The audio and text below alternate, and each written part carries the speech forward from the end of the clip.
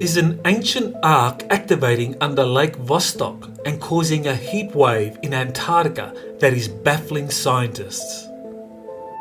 You are listening to Exopolitics Today with Dr. Michael Salla, your source for the uncensored truth regarding the human, extraterrestrial, global, and political agenda. Click the like button and subscribe to this channel. And now, here's Dr. Michael Salla.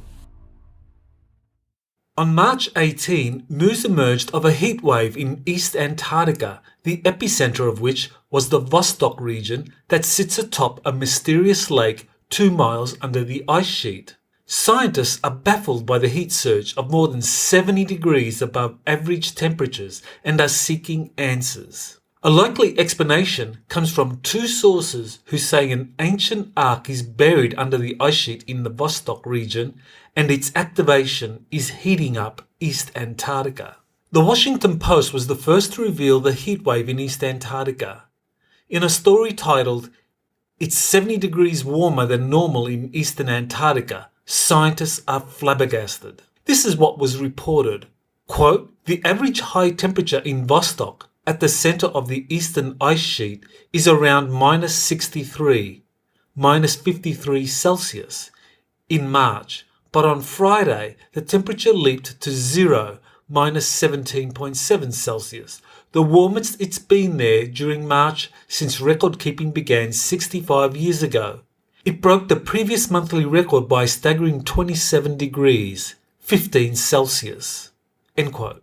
Antarctic scientists are baffled by the heat wave in late March since Antarctica is losing about 25 minutes of sunlight each day, according to what they told the Washington Post. Meteorologists reported a heat dome over East Antarctica and said, "This is not something we've seen before." Significantly, the Washington Post reports that there has been notable melting of the ice sheet in the region. This takes me to the discovery of a large magnetic anomaly at one end of Lake Vostok, as first reported in the Antarctic Sun on February 4, 2001. The anomaly's size was 65 by 46 miles, or 105 by 75 kilometers, according to scientific measurements. Veteran NASA researchers Richard Hoagland and Mike Barra soon after proposed the anomaly may in fact be a buried city. Since 2001, there has been multiple sources that claim they have visited or been briefed about an ancient city or large alien motherships buried under the ice sheets, either at Lake Vostok or other areas in Antarctica. What could be driving the heat wave and heat dome over East Antarctica? Is it connected to the magnetic anomaly at Lake Vostok, 2 miles under the ice sheet? While meteorologists struggle to give a conventional explanation, they admit to being baffled by what is happening. There is another, non-conventional explanation for what is driving the heat wave in East Antarctica, a space ark buried under the Vostok region that has begun activating. On March 29, I was contacted by Jean-Charles Moyen, who is a French contactee and secret space program insider that I've interviewed previously for Exopolitics Today. Jean-Charles is a filmmaker working on the sequel to his first fiction-based-on-fact movie, South Shore Origin. In his email message, Jean-Charles reported a teleportation experience first to Ireland, where he met Elena Danaan. He next went with her to a Galactic Federation of Worlds mothership in Earth orbit and finally travelled to Lake Vostok, Antarctica. Here is how he summarised it all. Quote, "Monday, March 28, 3:33 a.m. Here is what I experienced. Last night I was working on South Shore Origin 2.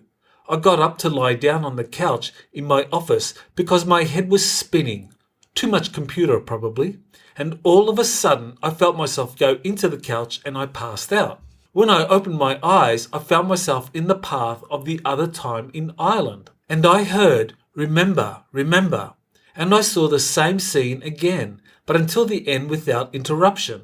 Elena was holding my hand and said, 'I'm going to introduce you to the family.' And then I saw the next part. I felt tingling all over my body, exactly the same sensation as when you sleep on your arm and the blood comes back in it. You know, that scary tingling sensation. Suddenly I was up in a ship, in a big control room with a huge view of space, and Elena was next to me, and she said to me, 'You saw, it's beautiful, the view. I like to come here. It relaxes me to see the Earth like this. It calms me. And there in the middle stood Melanie, Jean-Charles' wife, in a silver tight suit. Who said you were surprised to see me here, honey? Elena and I have known each other for a long time, and we are friends. But I'll let you continue your visit, and she teleported herself. And then someone came up behind us. I instantly felt his energy, and the hairs on my arm stood up, as if electrified. I turned around and saw a man in a uniform, with shoulder pads, almond-shaped eyes of a very luminous lagoon colour, and beautiful blonde hair that looked like an angel, as in the Bible. There was no flaw on his face. It was disturbing to see the perfection of his features. He smiled at me, and I heard in my mind, "Relax, my friend. You know who I am." And he came closer and put his fingers in a triangular shape on my forehead and temples, and I found myself surrounded by translucent blue ice. I said, "Where are we?" He told me, "Under Antarctica, precisely under the Lake Vostok, where there is an ark." And I turned around, and Elena was there in a tight-fitting suit that pulsed a kind of bluish energy with heat to regulate your temperature. I had no suit, but I had the same bluish energy around me. And I said, "But why are we here?" And I heard, "Because you are all the keys to the awakening of humanity." And suddenly I felt myself being pulled backwards, as if I was falling into a hole, and I woke up with a start, with my heart pounding in my chest. It was precisely 3:33. End quote. After receiving Jean-Charles' startling information, I contacted Elena Danan to see if she or Thorhan had any information about Lake Vostok and what Jean-Charles had experienced. The response from Thorhan to my inquiry was stunning and gave critical information that explains the heat wave and melting ice in the Vostok region. Quote, Lake Vostok, March 29, 2022. The civilization who left technology under the melting ice of Antarctica wasn't from Nataru, Milky Way galaxy. There were ancient times when the climate of this planet was different, when the magnetic poles were located in a different place. The land was green and fertile, and the climate was warm, in the land you call now Antarctica. An important colony was settled there. They were of the Patal. They lived in peace and prosperity. It was a great civilization, told about in your ancient tales as a lost continent. In truth, it was never lost, but forgotten, under the ice, for a reason. They left gifts, large crafts, and structures in the subterranean web of heated caverns. The structures under Lake Vostok were known from a long time by your scientists working in the secret programs. The Earth Alliance knew, and it was the bait to bring financial elites down to Antarctica for the last meeting. They never saw the arks. They were never taken there. But this is another story. The ark under Lake Vostok is part of a much larger structure of halls and temples. A powerful pyramid generator is also there. None could activate it. Yet. End quote. Thorhan appears to be describing an ancient civilization such as Atlantis, which has long been rumoured to be buried under the ice sheets after the last cataclysmic earth changes occurred 11,600 years ago. A book by researchers Rand Flem-Ath and Rose Flem-Ath, Atlantis Beneath the Ice, The Fate of the Lost Continent, published in 2012, presents compelling evidence for such a claim. In addition, Thorhan refers to recent meetings held in Antarctica where the Cabal, aka Deep State leaders, secretly travelled to negotiate with the Earth Alliance and the Galactic Federation about their future. The Cabal reneged on whatever deal was reached and continue to cause chaos on Earth, as evidenced by current global events. Thorhan continued his update. Quote, not only the Earth Alliance and the Nataru Alliance knew about it, but also the enemy. The Sakar stormed and took the place under Vostok, hoping to crack the codes of this technology. They welcomed the humans of the Nazi group that you call the Fourth Reich to help decrypting this technology. Were you thinking that they accepted human colonies there in Antarctica for no reason? What do you think they were getting in exchange for technology and weapons? DNA. The Sakars knew DNA was the key to activate these power structures. But even though they looked into finding the right DNA frequency codes, they never succeeded to activate these structures. The Intergalactic Confederation has more than one safety lock on these structures, and what comes with DNA is consciousness. The body envelope and the inhabiting soul need to be of the same frequency, and the person needs to be alive and conscious and know what to do, how to activate the commands and unlock the portals. You need the knowledge that goes with the tools. You cannot kill someone and only use their DNA sample because it needs to be inhabited by consciousness, by an original soul part of the seeders who have this knowledge. Bodies are also there in stasis, and they were found a long time ago, but their genetic material isn't enough because the soul has gone and awaits to come back. Now the ice is melting to reveal in plain sight the secrets we liberated for you. End quote. I have earlier reported on my US Army source JP, who has travelled to arks on the moon and under the Atlantic Ocean, where a multinational team drawn from the US, China and Russia has been researching the ancient arks. JP confirmed that the arks are activated by the DNA of a select number of individuals. Consequently, it is very plausible that the Draco reptilians, aka Sakaar, used the Nazis to get access to human DNA they could use to activate the arks. In addition, JP has revealed that the activating arks are releasing a tremendous amount of heat, quickly warming up the surrounding environment. In a voice communication received on March 29, Elena confirmed that she had been taken to Lake Vostok with Jean-Charles in the early morning of the previous day. This is now the explanation why I wasn't allowed to remember this moment, because it was meant that Jean-Charles remembers. I think it's a good strategy that they scatter the information, not always the same person, I find it very good. Then there was a lot of also holographic projection around Jean-Charles to show him, make him confident and settled. They projected that his Melanie was there as well to make him confident. But I was really there and with him, and I remember now. But he was the one meant to remember first, because as Thorhan always says, remembering is activating. So now he could confirm about Lake Vostok.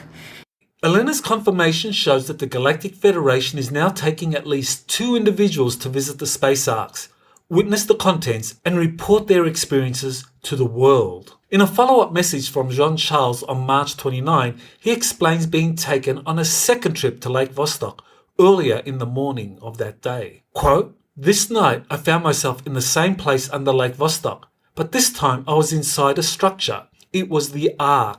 Everything was purified inside. No screws, nor bolts, nothing. It looked like tungsten, but translucent. I was in the center, and in the middle there was a kind of sphere which turned very luminous. They would have said a ball of bluish plasma which gave off a lot of heat by emitting a crystalline noise, and around was laid out in a geometrical form resembling a star, tubes in which there were beings in stasis. I approached one of the tubes, and when I approached, it reacted by lighting up, as if my presence triggered it. I felt in connection with the material of the vessel. The structure seemed alive. I could see the appearance of the being in the tube. He was tall, and his skin had bluish reflections. He was wearing a kind of midnight blue suit without any seams. There was a symbol on the suit representing a triangle with the constellation inside, and I heard a voice coming out of nowhere saying to me, 'You have been chosen.' It was the same sentence that the mantis being had said to me as a child when she put her paws on my shoulder. You remember, during the test of fear with the other children. Many of them had failed except me. Well, it was the same voice. I approached the tube and it lit up very brightly, and I woke up suddenly, and on the alarm clock it was 5:55. End quote. Jean-Charles' information matches what JP said he had encountered during his 2 trips to the submerged Atlantic Space Ark. He described a blue ball of liquid, or plasma, in one large room, which was a portal to other space arks. In addition, he witnessed many crypt-like structures whose contents were not seen by JP, but he said he was briefed that they radiated friendly energy. In addition, in an upcoming update from UNA, a representative of the 24 Cedar races, also known as the Intergalactic Confederation, it will be confirmed that the sleeping giants are starseeds currently incarnated on Earth. Elena plans to soon reveal this fascinating update. In conclusion, the experiences released by Jean-Charles Moyen and Elena Danaan, when combined with the earlier revelations from JP, All suggests that an ancient ark is activating and warming up the Vostok region and the rest of East Antarctica. Furthermore, the ancient ark is almost certainly linked in some way to the large magnetic anomaly discovered at one corner of Lake Vostok back in 2001. The record temperatures in East Antarctica, recently reported by the Washington Post, suggest the heating up process caused by the activating ark is unstoppable. It therefore is only a matter of time before the world will be confronted by indisputable physical evidence of an ancient Atlantean civilization buried under Antarctica and the existence of large space arks buried in Antarctica and other locations around the planet. What will be even more exciting for the general public and many readers in particular is the revelation that the sleeping giants in the space arks are human starseeds currently living normal lives on Earth. These starseeds are destined to awaken to their DNA or soul connection to the hibernating crews of the activating space arks through dreams, visions, and eventually physical travel there, as happened with both Jean-Charles Moyen and Elena Danaan. This has been Dr. Michael Salla with Exopolitics Today. Please remember to like and subscribe to my podcast. Many thanks to Jean-Charles Moyen and Elena Danaan for permission to publish their email communications. You can find more information about them in the description of this podcast. On April 9, I will be holding my next webinar on extraterrestrial seeders, space arks, and the Great Reveal, where I go into detail into the history of space arks and the seeders and why their recent arrival is triggering the ark's activation, which in turn will lead to incredible revelations about humanity's origins and connections to extraterrestrial life.